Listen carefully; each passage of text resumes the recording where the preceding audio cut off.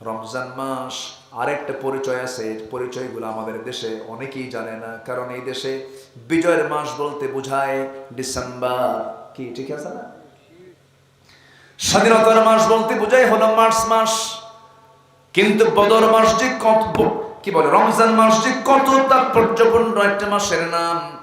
রমজান মাস হলো বদরের মাস, রমজান মাস হলো বিজয়ের মাস। ইন্না ফাতাহনা লাকা ফাতহাম মুবিনা। আমার বন্ধুগণ, রমজানকে নিয়ে আল্লাহ তাআলা বিশাল সাজিয়ে ফেলেছেন। রমজানকে আল্লাহ তাআলা বহু গুণে গুণান্বিত করেছেন, বহু তাৎপর্যমণ্ডিত এই মাসটা। এই মাসে ইসলামের প্রথম যে যুদ্ধ হয়েছিল, এবং এই রমজান মাসেই শহীদের রক্ত ঝরেছে জমিনে। প্রথম 14 জন সাহাবী শাহাদাত বরণ করেছেন কোন মাসে? বলেন কোন মাসে? শহীদ দিবস যদি বলা যায়, শহীদের মাস যদি বলা যায়, কোন মাস? জোরে কোন মাস বলেন? কোন মাস? রমজান মাস। আমার ভাইয়েরা, রমজান যে ওদের সামনে 2-3 দিন পরে, কিছু কথা তো বলতেই হয়। ঘুরে ফিরে একটু ওই দিকেই চলে যাচ্ছে, একটু বারবার রমজানটা আমরা পাবো। এখানে যদি প্রশ্ন করি, অনেকেই কিন্তু হাত তুলতে পারবেন না, আমরা বুঝি। এখানে যারা বসে আছেন কোরআনকে সহি করে পড়তে পারেন, সবার কি হাত উঠবে নাকি? উঠবে না। ব্যক্তিগত ব্যর্থতা আছে, এটা ঠিক আছে। সামাজিক ব্যর্থতাও আছে, পারিবারিক ব্যর্থতাও আছে। তবে হ্যাঁ, যদি আজকে রাষ্ট্রীয় পৃষ্ঠপোষকতা যদি শক্তভাবে যদি দেখা হতো, ডিপার্টমেন্টকে যদি দেখানো হতো, কারিকুলাম যদি ঠিক মতো যদি সুন্দর করে সাজানো হতো, আমার বিশ্বাস 18 কোটি মুসলমানকে সহি তেলাওয়াত করানো সম্ভব। ঠিক কিনা বলেন? এই শিক্ষা দেওয়া সম্ভব হতো। আগামী রমজান হবে কোরআন শেখার রমজান। সিদ্ধান্ত কি নেওয়া যায়? সিদ্ধান্ত কি নেওয়া যায়? এই মাহফিল থেকে, প্রিন্ট মিডিয়া, অনলাইনের মধ্য দিয়ে আমি মুসলিম উম্মাহকে জানিয়ে দিতে চাই, যেই কোরআনকে নিয়ে এই মাসের এত তাৎপর্য, সেই কোরআনের মাসে মুসলিম যদি কোরআন তেলাওয়াত করার যোগ্যতা হারিয়ে ফেলে, এর চাইতে অযোগ্য, এর চাইতে অযোগ্যতা আর কি হতে পারে? যে কোরআন শিখতে লাগে 7 দিন, একটু মেধা ভালো হলে, একটু দুর্বল হলে 14 দিন, অথবা আরো একটু দুর্বল হলে 1 মাস, 29টা হরফ, 17টা মাখরাজ, কিছু সিফাত আপনি শিখলেন না, জানলেন না। জানেন, আস-সাওমু ওয়াল কুরআনু ইউশাফিআন লিল আবদি। হাসরের ময়দানে কোরআন এবং সিয়াম, এই দুটা আল্লাহর কাছে সুপারিশ করবে, আল্লাহ এই বান্দাকে জান্নাত দিয়ে দাও। সুবহানাল্লাহ, জোরে বলে সুবহানাল্লাহ। এইজন্য আমরা কোরআনকে শিখবো না ইনশাআল্লাহ? আগামী রমজানের মাস হবে কি শেখার রমজান? বলেন বলেন, কি শেখার রমজান হবে? কোরআন শেখার রমজান হবে। আল্লাহ তাআলা আমাদেরকে কবুল করুন, জোরে বলি আমিন। তাহলে রমজান মাস হচ্ছে বদর যুদ্ধের মাস। রমজান মাস হল মক্কা বিজয়ের মাস। রমজান মাস হলো আনুগত্যের মাস। সামিআনা ওয়া আতা'না। সাহাবে কেরাম এটা প্র্যাকটিক্যাল দেখিয়ে দিয়েছেন। রাসূল বললেন, সাহাবীরা 16 রোজা রাখছো, আর রোজা রাখো না, তোমাদেরকে যেতে হবে বদর প্রান্তরে। যুদ্ধের ডাক এসেছে, কুরাইশ সব হাজির হয়ে গেছে। তোমরা কি পারবে এই তোমার বাবার সাথে, তোমার ভাইয়ের সাথে, তোমার গোষ্ঠীর সাথে, তোমার বংশের সাথে এই সমস্ত লোকদের সঙ্গে বিরুদ্ধে কি তোমরা যুদ্ধ করতে পারবে?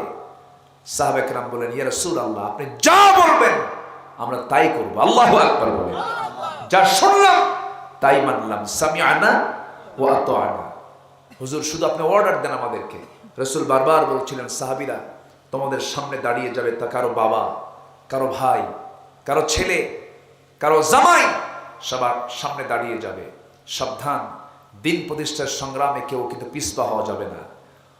একদম মানে ধৈর্যের পিরামিড হয়ে, লড়াকু সৈনিক হয়ে 313 জন, তারা কি পিছপা হয়েছেন না সামনের দিকে এগিয়ে গেছেন?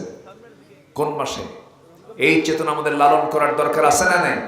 রাসূল যা বলেছেন হুবহু তারা ফলো করেছেন। আনুগত্যের একদম সম্পূর্ণ যে প্রদর্শনী, সাহাবে কেরাম তা প্রদর্শন করেছেন। যুদ্ধের ডাক এলো, সাহাবে কেরাম কিনে রাসূল রওনা দিলেন। রওনা দেওয়ার সময় দেখা গেল না খাওয়া রসুল, না খাওয়া সাহাবি। রসুল বলেন, সাহাবিরা রোজা তো আজকে ভাঙতে হবে। সাহাবীরা, হুজুর রোজা তো ফরজ, ভাঙবো কেন? সওমও রাখবো, জিহাদও করবো। রাসূল বললেন, না, ফাইদ্দাতুম মিন আইয়ামিন উখার, অন্য সময় রাখা যাবে। শক্তি সঞ্চয় করো, বাতিল দুর্গাঘাত হানো। আল্লাহু আকবার। সাহাবায়ে কেরাম রোজা ভেঙে ফেললেন, রাসূল রোজা ভেঙে ফেললেন। বদর যুদ্ধের ডাক এলো, সংখ্যা কম, সবার কাছে কানে কানে চলে গেছে। এক মহিলা এসে, মদিনার এক আনসার মহিলা সাহাবী, নবীর সামনে এসে বলছে, হুজুর আমার তো স্বামী নাই, স্বামী মারা গেছে, আমার কোনো বড় ভাইও নাই, আমি কাকে দেব এই যুদ্ধে পাঠাবো? আমার ছোট্ট 2 বছরের এই বাচ্চাটা আছে, হুজুর আপনি এই বাচ্চাটা নেন, এটা আপনি যুদ্ধের ঢাল বানায় নিয়ে। আল্লাহু আকবার। আনুগত্য কাকে বলে? দিন প্রতিষ্ঠার সংগ্রামে জজবা কাকে বলে? রাসূল কেঁদে ফেললেন, বললেন, না, সন্তান তোমার কোলে থাকুক, আল্লাহ তোমার নিয়তকে কবুল করে নিয়েছে। আরেকজন সাহাবী এসে বলে, হুজুর যুদ্ধের ডাক নাকি আসছে শুনলাম, আমরা আফরার ছেলে 2টা, আমরা যুদ্ধে যোগ দিতে চাই, আমাদের নাম লিস্টে নেন। বলে, নাই, বয়স নাই, ফিটনেস নাই, বাহুবল নাই, অনুমতি দিতে পারবো না।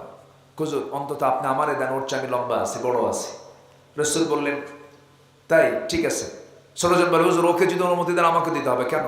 ও লম্বাই বড়, কিন্তু গায়ের শক্তি আমার বেশি। আল্লাহু আকবার বলবেন না? দুজনকে কুস্তি লাগায় দিলেন, দুজনই কুস্তিতে কেউ কম না। তবে বড়জন ছোটজনকে নিচে ফেলায় দিচ্ছে। ছোটজন নিচ থেকে বলে, ভাই একসঙ্গে খাই ঘুমাই, আমারে তুমি নিবা না? একটু গায়ের শক্তি কমায় দাও। রাসূল টের পেলেন, রাসূল মুস্কি মুস্কি হাসি মেরে জড়া ধরে বললেন, আল্লাহ, এই বান্দাগুলোর গায়ের জোর নাই কিন্তু ঈমানের জোর আছে। আল্লাহু আকবার বলেন। কি সুন্দর করে তারা দিন প্রতিষ্ঠার সংগ্রামে এগিয়ে এসেছেন। কোন মাসে বলেন? কোন মাসে? তাহলে যে রমজানে রোজা রেখে যে বান্দার মধ্যে বদরের মাসে, মক্কা বিজয়ের মাসে জিহাদের চেতনা লালন হয় না, ওর কি ওটা কি অরিজিনাল রোজা হয়? অরিজিনাল রোজা হয় না। আমরা এটাকে লালন করব, জোরে বলি ইনশাআল্লাহ। যুদ্ধের ডাক চলে এলো, সাহাবে কেরাম রওনা দিলেন। 313 জন, 313 জন। আমার নবীজি বদর প্রান্তরে মদিনা থেকে 80 মাইল দূরে, আল্লাহ পাক আমাকে যাওয়ার তৌফিক দিয়েছেন, গিয়েছি, দেখেছি এই জায়গাগুলো, বারবার যাই, দেখি। শুহাদায়ে বদর সাক্ষী হয়ে আছে। 13 জনকে এক জায়গায় খবর দেওয়া হয়েছে, বাকি একজন ফেরার পথে। রাসূল বলেন, হুজুর, রাসূলকে বলা হলো, হুজুর আমাদের এই সাহাবীটা মারা গেছে, রক্ত পড়া বন্ধ হয়নি, শাহাদাত বরণ। রাসূল বললেন, তাহলে এখানে দাফনটা করো। রাস্তায় দাফন করে মদিনার দিকে রাসূল ফিরে গেলেন। এই মোট 14 জন, ওই শুহাদায়ে বদরের আশপাশে একজন, আর একসাথে শুহাদায়ে বদরের ওই জায়গায় 13 জন সাহাবী এখনো শুয়ে আছেন। তারা বুঝায় দিয়েছেন, এই জমিনে কারো আইন চলবে না, আইন চলবে কার? আসতে বলবেন, আইন চলবে কার? আল্লাহ। সেই যুদ্ধে কাফিরদের সৈন্য সংখ্যা ছিল হলো 1070 জন শেষ। মূল লিডার যা ছিল সব প্রথমেই খতম হয়ে গেছে। 70 জনকে বন্দী করা হলো। সেই যুদ্ধে এমনও সাহাবী ছিলেন নিজের বাপকে দুনিয়া থেকে বিদায় করে দিয়েছেন। কার জন্য? আসতে বলবেন না, কার জন্য? আল্লাহর জন্য। সেই যুদ্ধের ময়দানে আমার নবীজি যুদ্ধের নেতৃত্ব দিয়েছেন। সেই যুদ্ধে রাসূল নিজে অংশগ্রহণ করেছেন এই রমজান মাসে। সাহাবায়ে কেরাম শুধু শুনেছেন, রাসূল শুধু বলেছেন, আসো, সামিআনা ওয়া আতানা, কোন প্রকার কস তারা দেখেন নাই। যুদ্ধের ময়দানে ছোট্ট 2টা বাচ্চাও মাঝ অংশগ্রহণ করেছে। আল্লাহ তাআলা কি ইতিহাস তৈরি করে রেখেছেন। আবু জেহেলের মতো একটা দাপুটে নেতাকে দুনিয়া থেকে বিদায় করার জন্য এই ছোট্ট 2টা বাচ্চাকে সিলেকশন দিয়েছেন। জোরে করে আল্লাহু আকবার। এই ছোট্ট 2টা বাচ্চার হাতে আবু জেহেল দুনিয়া থেকে বিদায় নিল। সাহাবে কেরাম যুদ্ধে অংশগ্রহণ করে মুসলমানদের বিজয় যখন নিশ্চিত হয়ে গেল, আল্লাহ সাহায্য করলেন। অসহায়দের পাশে কে দাঁড়ান? ওয়ালাকাদ নাসরাকুমুল্লাহু বিবাদরিন ওয়া আনতুম আযিল্লা। আল্লাহর সাহায্য নুসরাত চলে এলো, হাজার হাজার ফেরেশতা নাযিল হয়ে গেল।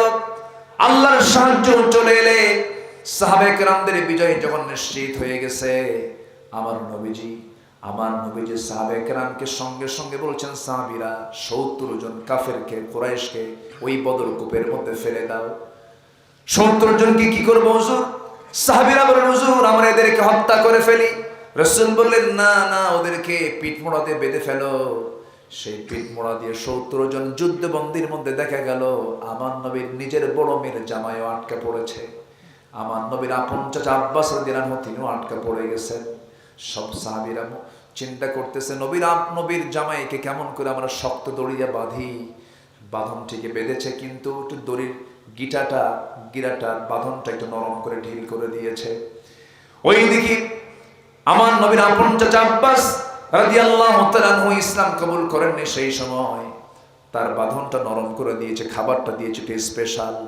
দেখা গেল নবীর কাছে বলা হলো, হুজুর আপনার জামাইকে আপনার চাচাকে আমরা সম্মান দিয়েছে, কি করেছ?